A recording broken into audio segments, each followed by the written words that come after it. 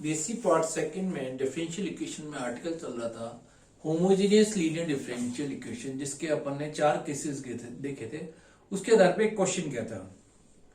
Next question देखते हैं इसी के आधार पे। अभी लेफ्ट साइड का पार्ट लिखा रहने दीजिए।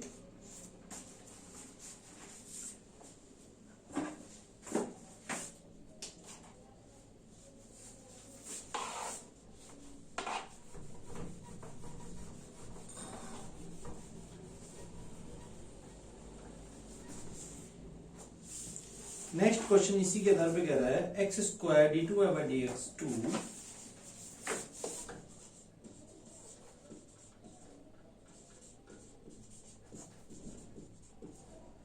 प्लस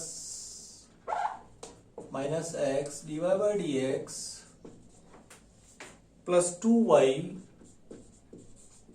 इक्वल टू दे रखा है एक्स लॉग एक्स। ठीक है, सबसे पहले क्वेश्चन दे रखा है इस तरह से। सबसे पहले अपन ने क्या चेक किया कि ये x के गुणांक आ रहे हैं और होमोजेनियस भी है। तो अब सबसे पहले क्या करें, z बराबर log x और x बराबर e रेज टू z रख दें। तो इसका मतलब इक्वेशन डायरेक्ट अपन चेंज कर दें,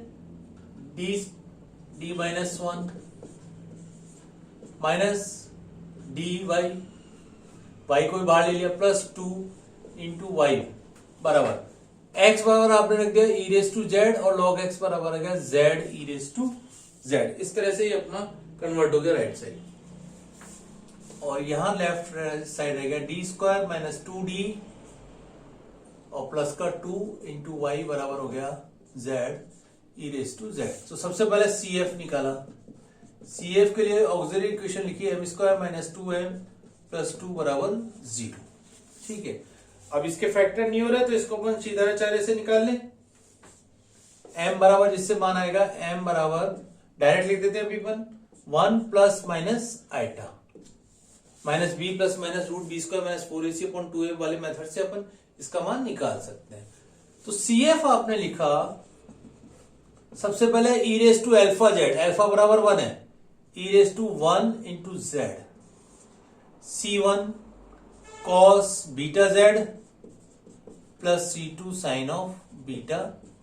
कौन सा मेथड लग रहा है, थर्ड केस, जब सहायक समीकरण के मूल काल्पनिक हो। C raise to alpha z C1 cos beta Z plus C2 sine beta Z.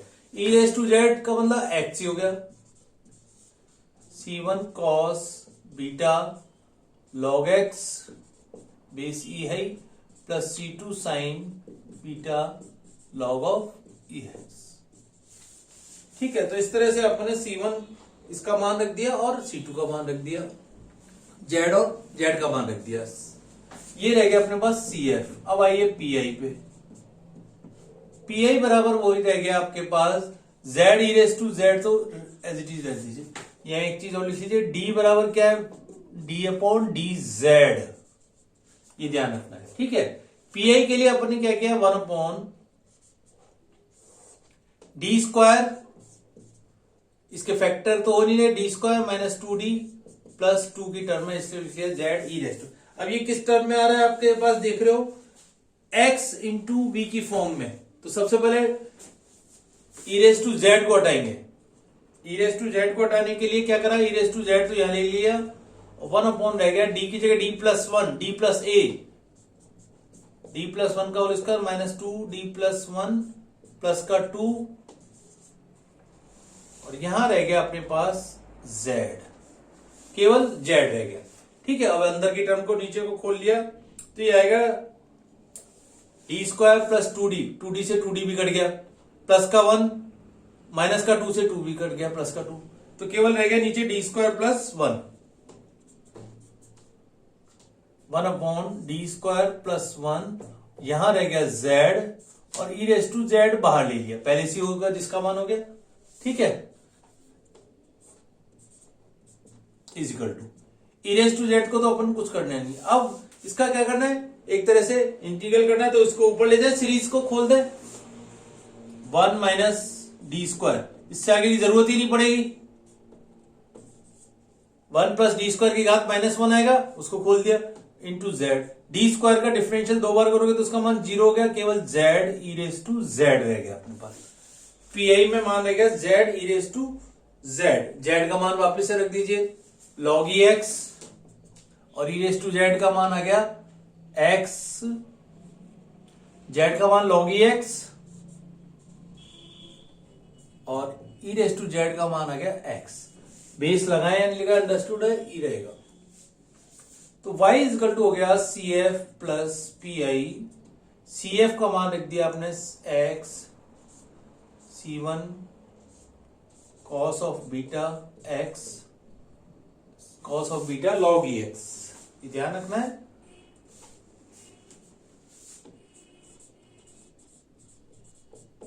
Plus C two sine beta log E X plus X log of E X, ये आ गया पी आई। इस तरह से रिजल्ट निकल गया C F और P I का मान।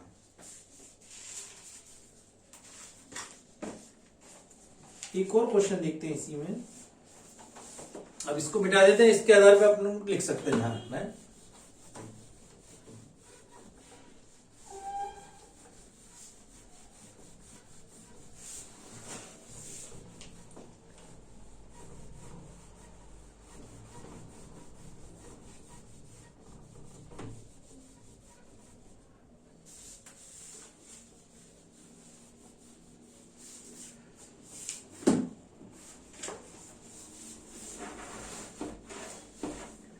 नेक्स्ट क्वेश्चन देखिए,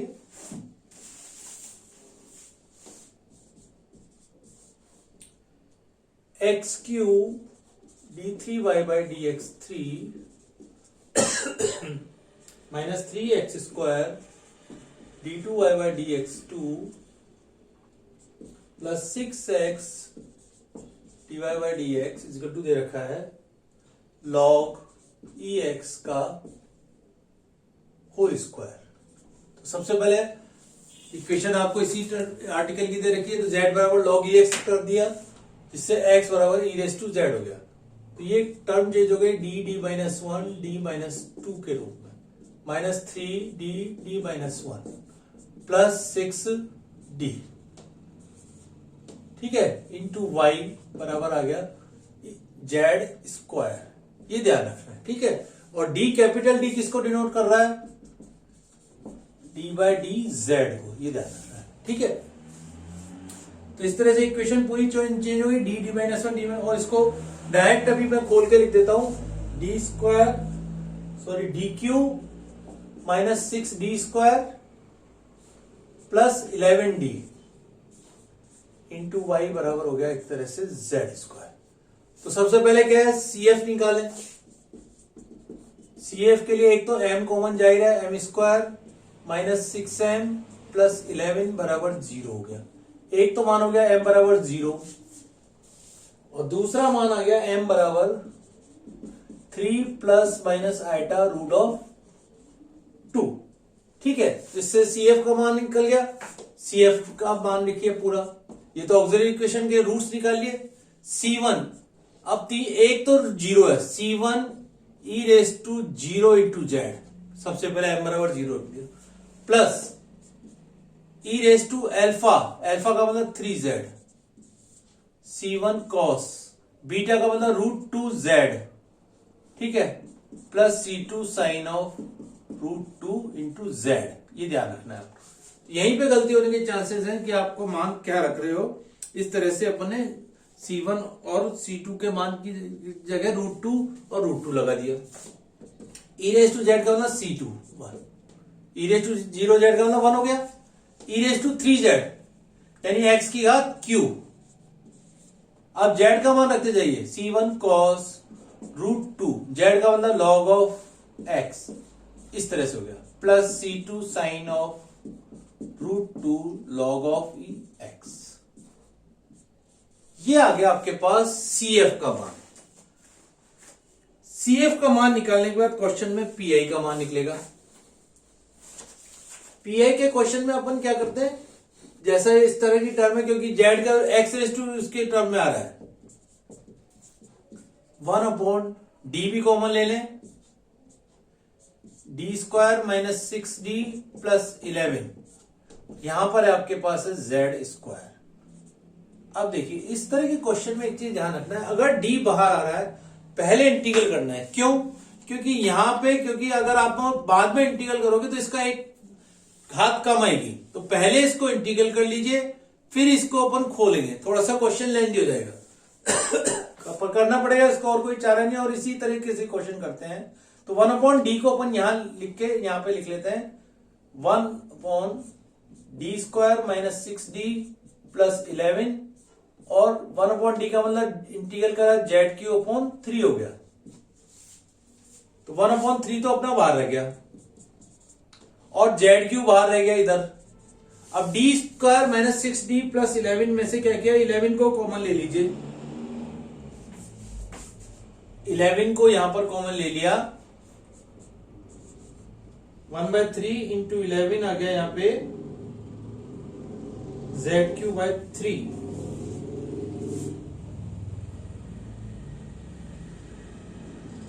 ठीक है, और 1/11 है ही आपके, 11 भी कॉमन ले लिया, तो ये अपने पास सीरीज बननी चाहिए 1 प्लस d² माइनस 6d/11 के रूप में। अब ये घात ऊपर जाके इसका आपको निकालना पड़ेगा। ठीक है, d² minus 6d minus 6d/11 के रूप में आ गई ये फैक्टर। और फिर इसमें से 6 भी इसने कॉमन ले रखा है, तो उससे कोई फर्क नहीं पड़ेगा और इसको इस टर्म में लिख लिया अपन ने,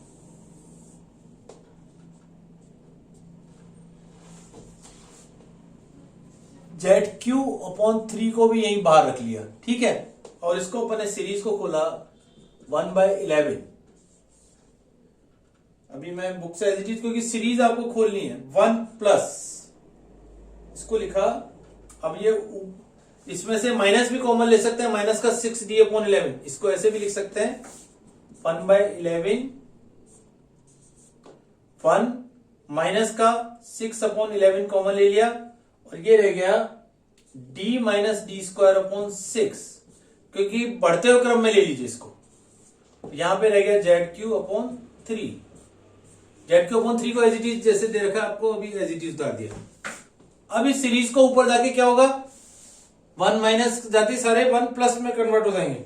ठीक है, 1 प्लस, अभी मैं इसको डायरेक्ट उतार रहा हूं, 1 प्लस 6/11 d माइनस d²/6 पहली घात। क्योंकि यह z³ है तो कम से कम 3 घात तक ले जाना पड़ेगा, इसकी 3 घात d की, 36/121 d माइनस d²/6 का होल स्क्वायर, ये ध्यान रखना, प्लस 36 का मतलब 216, नेक्स्ट बाय 211 का मतलब 1331। थोड़ा सा क्वेश्चन लेंदी है, और d माइनस d²/6 का होल क्यूब एंड सो, और लास्ट में मल्टीपल z³। इस dq के चक्कर में आपको 3 बार आपको क्यूब सीरीज को खोलना पड़ेगा, थोड़ा सा क्वेश्चन लेंदी होता जाएगा। अब इसका अपन मान, अभी मैं इसको डायरेक्टली उतार देते हैं।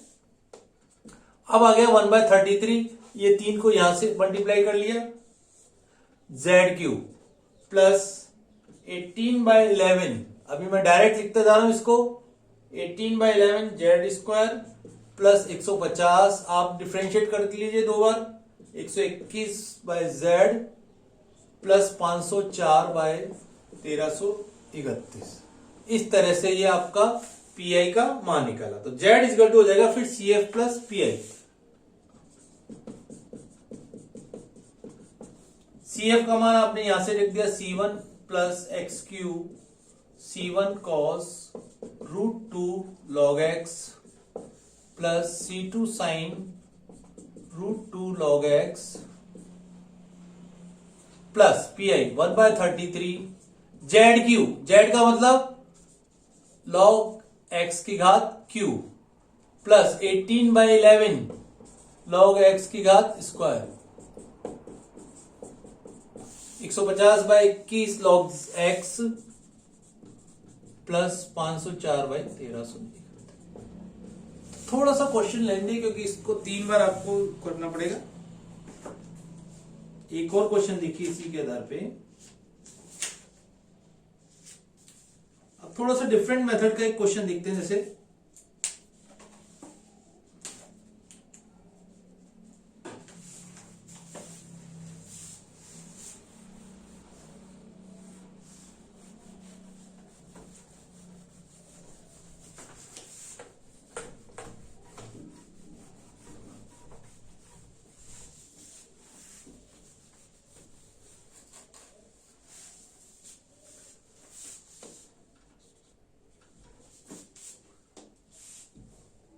क्वेश्चन देखिए, x की घात 4 dq y by D x q plus x की घात 2x q d two Y by D x square minus x square d Y by D x plus x y equal to दे रखा है आपको 1।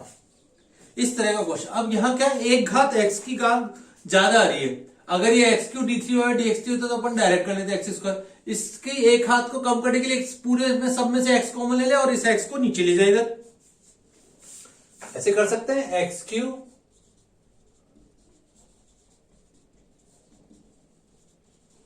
To X square D two Y by D x two minus x D Y by D x plus Y बराबर हो गया 1/x। इस तरह से क्वेश्चन को अपन ने कन्वर्ट कर लिया। वही z बराबर log एक्स और x बराबर e रेस टू जेड रख दीजिए, तो ये हो गया d minus 1 d minus 2 plus 2 d minus 1 minus x भी हट गया, माइनस का d प्लस का 1 इंटू वाई बराबर हो गया 1/x। 1/x का मतलब क्या हो गया, e रेस टू माइनस का z। ठीक है, अब इसके आप फैक्टर कर लीजिए। अभी मैं इसका मान डायरेक्ट लिख देता हूं, d माइनस 1 का होल स्क्वायर आएगा ये, एक तरह से देख रहे हो d माइनस 1 सब में से कॉमन जा रहा है,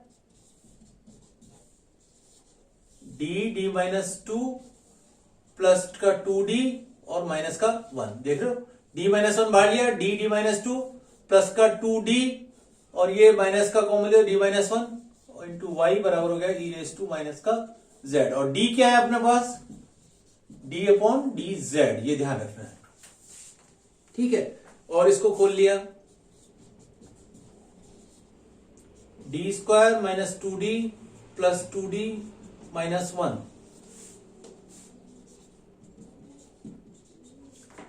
एक 2d से 2d कट गया, यानी यहां आएगा d माइनस 1 का होल स्क्वायर और एक आएगा d प्लस 1, एक 2d डी स्क्वायर माइनस 1 के फैक्टर करें d प्लस 1 d माइनस 1, तो d माइनस 1 का होल स्क्वायर d प्लस 1 बराबर हो गया इंटू वाई बराबर हो गया e रेस टू माइनस का z।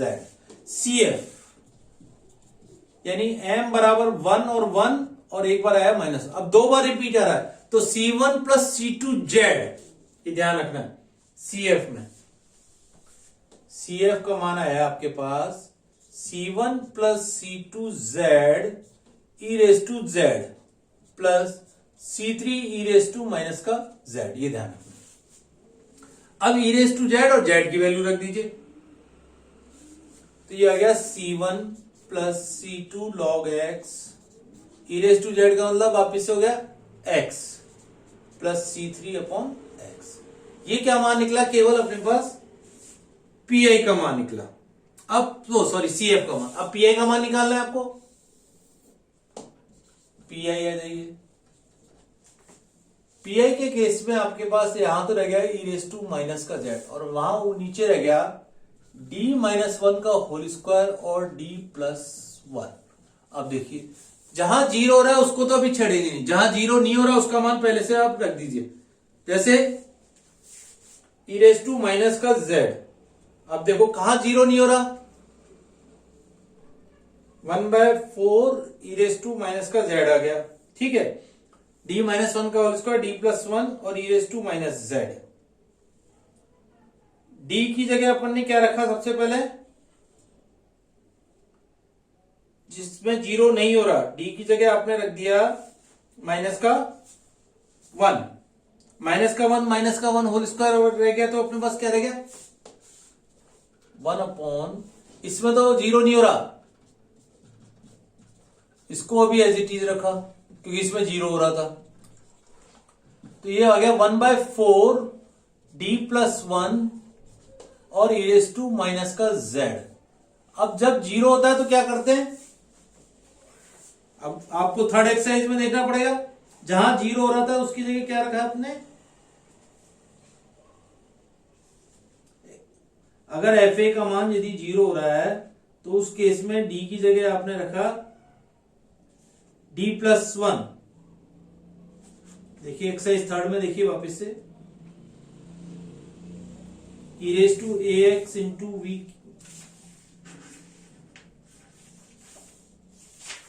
एक्सरसाइज थर्ड में खोली बी।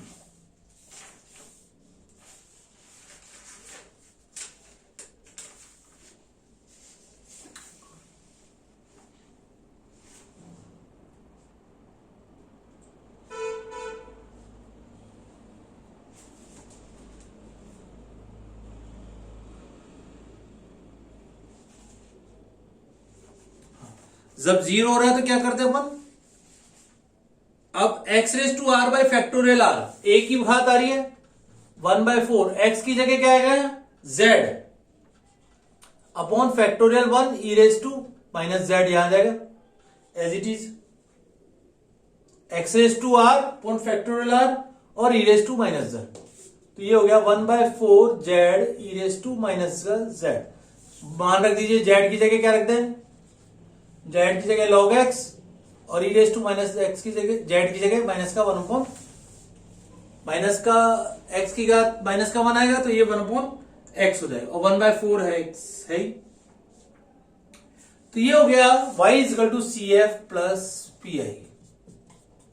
तो क्वेश्चन आपको थर्ड एक्सरसाइज के आर्टिकल भी इसीलिए कह रहे याद रखने पड़ेंगे। सी एफ का मान रख दिया c1 plus c2 log x into x plus c3 by x plus 1/4 log of x 1/x। तो ये इस तरह से अपना रिजल्ट आ गया। एक और क्वेश्चन देखिए, इंपॉर्टेंट क्वेश्चन है वो थोड़ा सा डिफरेंट मेथड का है। अभी तक क्वेश्चन आपने एक मेथड देखे हैं, इसमें थोड़ा सा मेथड चेंज है।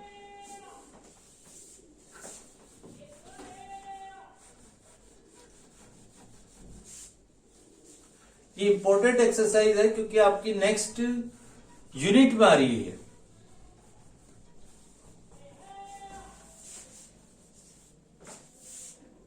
नेक्स्ट क्वेश्चन है आपका, इसे क्वेश्चन दे रखा है x square D two Y by D x two plus 4x D Y by D x plus 2y equal to E raise to X. अब अपन क्वेश्चन को इसी मेथड से, बुक में दूसरा मेथड दे रखा है, अपन इसी मेथड से इस क्वेश्चन को कर सकते हैं। कैसे करेंगे, पहले तो वही इक्वेशन इस तरह की z बराबर log ई एक्स ही रख दीजिए। मान लीजिए बुक में थीटा वाला मेथड अप्लाई कर रखा है, उसकी जगह अपन ये वाला मेथड अप्लाई कर रहे हैं। ठीक है, z बराबर log ई एक्स और x बराबर ई रेज टू जेड। सबसे पहले वही आ गया d minus 1 plus 4d plus का 2 इंटू वाई बराबर हो गया ई रेज टू जेड। ठीक है, इस तरह से क्वेश्चन कन्वर्ट हो गया ई रेज टू जेड में। कोई दिक्कत, एज इट इज लिख दीजिए। अब पहले सी एफ निकालिए, डी स्क्वायर माइनस का प्लस का 3d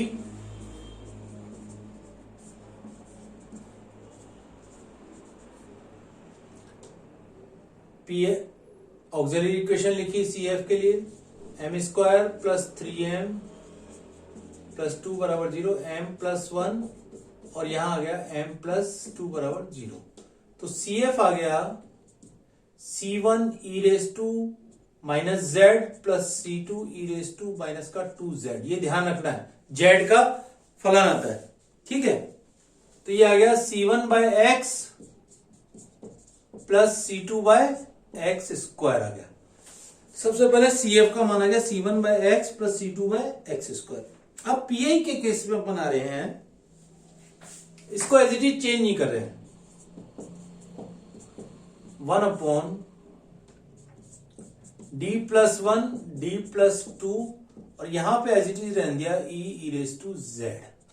ध्यान रखना है। ठीक है, अब इसके फैक्टर करें और डिफरेंशियल इक्वेशन की थर्ड बी की फर्स्ट आर्टिकल अपन काम में ले रहे हैं। थर्ड एक्सरसाइज थी थर्ड बी का। ठीक है, इसको लिख सकते हैं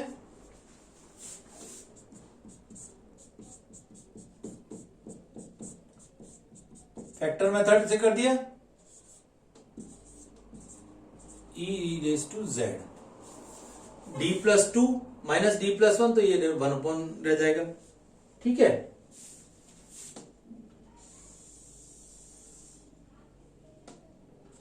अब ये दोनों के रेस्पेक्ट आपको करना है, तो ये ध्यान रखना है। और डी क्या है, डी बाई डी जेड, यहां पे लिख लेते हैं where D is equal to क्या है, डी अपॉन डी जेड। ठीक है, सबसे पहले डी प्लस वन के रेस्पेक्ट करा तो ये आएगा ई रेस टू माइनस का Z integral E raise to Z और ई की घात जेड डी जेड। ठीक है, ये तो आ गया इसके respect, minus E raise to minus का two z integral E raise to two Z और यहां आएगा ई की घात जेड इंटू डी जेड। अब क्वेश्चन को इंटीग्रल करने के लिए इस ऊपर वाले ई रेस टू जेड को आप टी मान लीजिए, उससे और इजीली हो जाएगा। ठीक है, या ई रेस टू जेड को यहां पर एक्स भी रख सकते थे, लेकिन फिर डी जेड वगैरह में दिक्कत आती, बाद में चेंज करेंगे। ई रेस टू जेड को आप टी मान लीजिए, दोनों जगह मान सकते हैं। Suppose e raise to z बराबर मान लिया टी, तो e raise to z d z बराबर हो गया डी टी। इजी नहीं करना क्वेश्चन को, अंदर वाले जो इंटीग्रल का पार्ट है इसको नहीं छेड़ेंगे। ठीक है, तो अंदर रह गया क्या, ई की घात जेड ई की घात टी और एक e raise to z d z इसके साथ चला गया, डी टी रह गया, केवल इतना सा रह गया, माइनस इसको क्लोज कर दीजिए ब्रैकेट को। E raise to minus two Z को एज इट इज छेड़ा नहीं अपन ने, इंटीग्रल। अब ई रेस टू टू जेड में एक ई रेस टू जेड तो इसके साथ चला जाएगा और एक ई रेस टू टी तो ये एज इट इज रह गया और एक ई रेस टू जेड और बचेगा तो उसका मान रह गया टी और यहां आ गया डी टी। इस तरह से क्वेश्चन को अपन हल करेंगे। बराबर ई रेस टू माइनस का जेड, इसका इंटीग्रल अपने पास ई रेस टू टी रहेगा, minus E raise to minus का टू जेड, इसका जब इंटीग्रल करेंगे तो ये आएगा T E raise to T minus का ई रेस टू टी। आप कर लीजिएगा, मैंने अभी डायरेक्ट लिख दिया है। ठीक है, फर्स्ट सेकंड फलन से करेंगे इसको। अब मान रखते जाइए, पहले इसको और सोल्व कर लीजिए।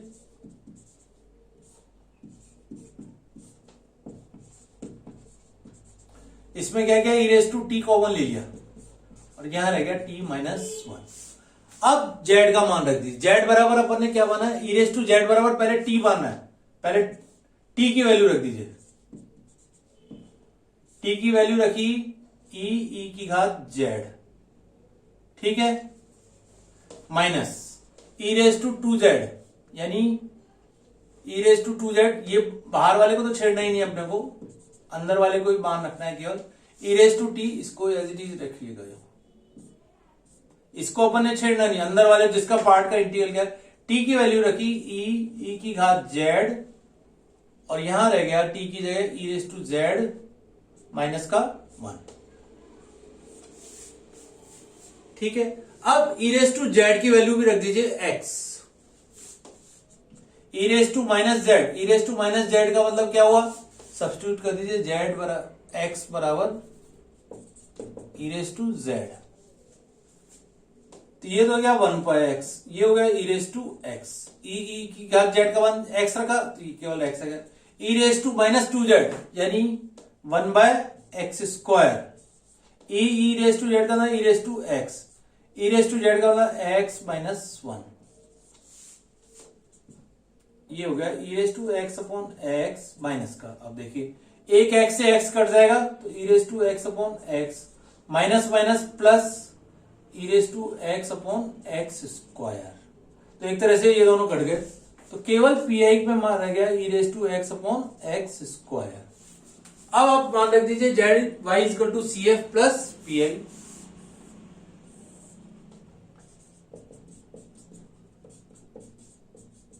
वाई का मान हो गया C F plus P I. C F का मान रखिए, सी एफ का मान है c one upon x plus C two upon x square plus E raise to x upon x square. तो इस तरह से क्वेश्चन थोड़ा सा डिफरेंट मेथड का था, जिसको अपने ई रेस टू जेड के मेथड को कन्वर्ट करके इस तरह से किया।